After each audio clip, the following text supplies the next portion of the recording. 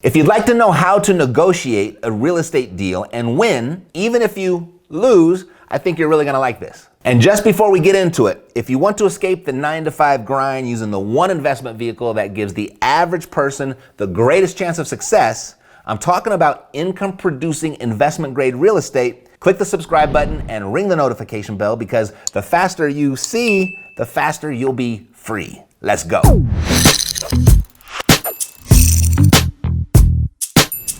Hi, I'm Matt Theriault, CEO of Epic Real Estate, and this is where we show people how to invest in real estate with an emphasis on retiring early. And I want to show you how to negotiate a real estate deal so you can get a little closer to your financial freedom with every seller you talk to. Yes, every seller. This is lesson 6 of a 7-part series, by the way. And for your convenience, I posted a link to the entire playlist for you below, as well as individual links for each lesson. Now, if you like the idea of you winning with every seller you talk to, even when you lose, let me know by smashing the like button. Perfect. Now, the first step to making this happen for yourself is to be super clear about all of the seller's options. If you didn't know, there are 3 options the seller has when they're negotiating with you. And if you don't know all 3, you are most assuredly leaving money on the table every day. But it's all good. We're gonna fix that for you. Option 1, this is the retail option. And it's where the seller can get full market value for the sale of their property. And understandably, this is what almost every seller wants, as they should. But to get full market value for their property, there's some work for the seller to do, as well as some costs to take on. You see, the seller is gonna have to inspect their house, and then they're gonna have to do some repairs. They're gonna need to hire a realtor.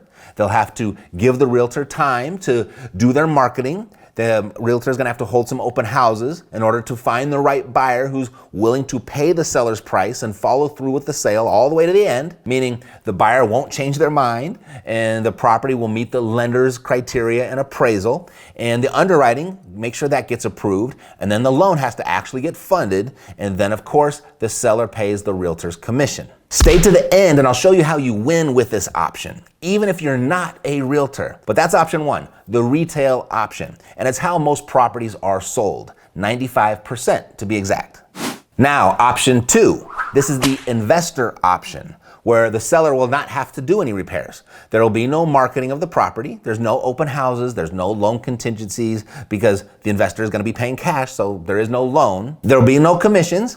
And the seller will get their money from the sale much faster, like in a few weeks rather than a few months. The investor will take care of all of this, but the seller will have to accept a price below market value. That's the exchange. If the investor is going to do all of the work and take the time and assume all of the property and market risks, the investor is compensated through a discounted price. This is the offer we prefer the seller to take, of course, but it's not easy. On a scale of 1 to 10, 1 being super difficult, 10 being super easy, how would you rate your ability to get sellers to accept your investor offer? 1, you struggle, 10, you got this. Let me know in the comments below. Now, there is another option most sellers don't consider or even know about. In fact, most investors don't know about this either. But now you will. Option number 3, this is the co-op option, where the seller still will not have to do any repairs.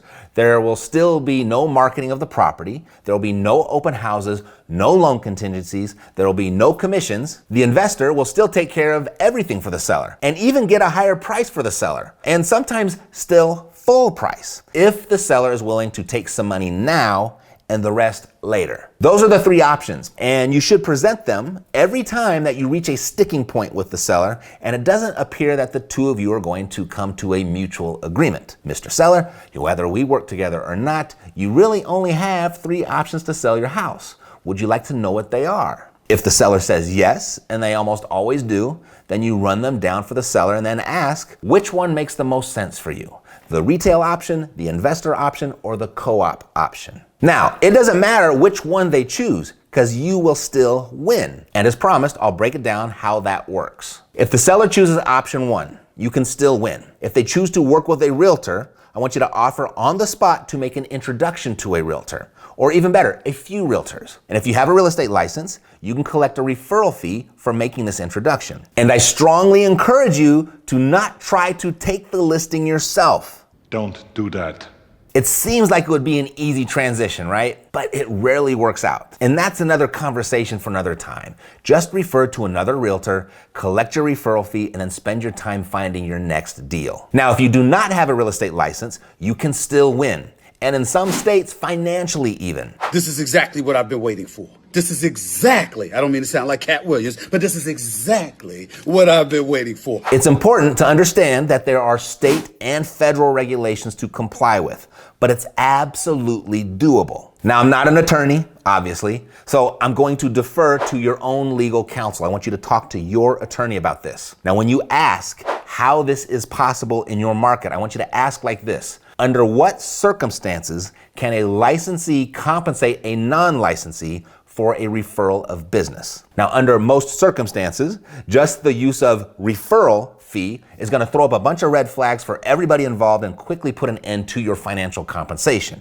But technically, it won't kill every possibility. Now, some helpful hints to research in your market are which terms to use. Instead of using referral fee, run the terms finder's fee or marketing fee or bird dog fee by your attorney. That may be enough to create the opening that you need to stay on the right side of the law. Now, further fine print for your attorney to search for is the type of property that's the subject of the transaction.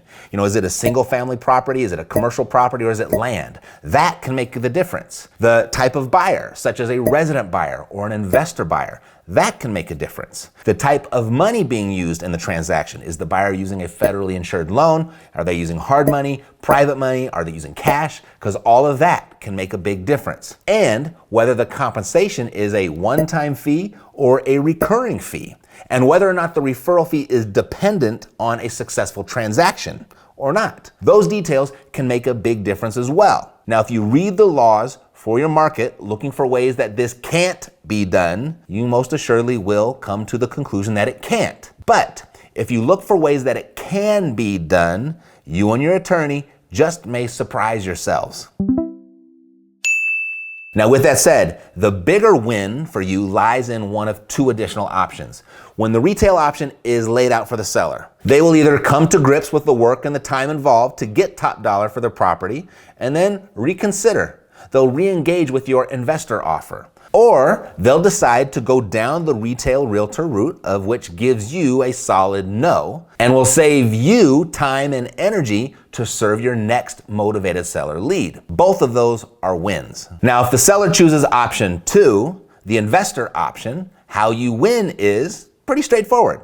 By saving the seller time and energy, and you're compensated with equity in the property. Now, if the seller chooses option 3, the co-op option, congrats. You just got the seller to agree to finance a part of or all of your deal. And if you'd like to go deeper with the endless variety of options of creative and seller financing, I have a playlist that I put together just for you that goes through the details of all of those major strategies, as well as how to find these types of creative finance deals. I don't need your email address or anything either. I put that link below in the description for you too. So what did you find most useful? Share with me in the comments below. And who do you know that may also find this useful? When their name comes to mind, please share with them. That's it for now. Thanks for watching. I'll see you next time.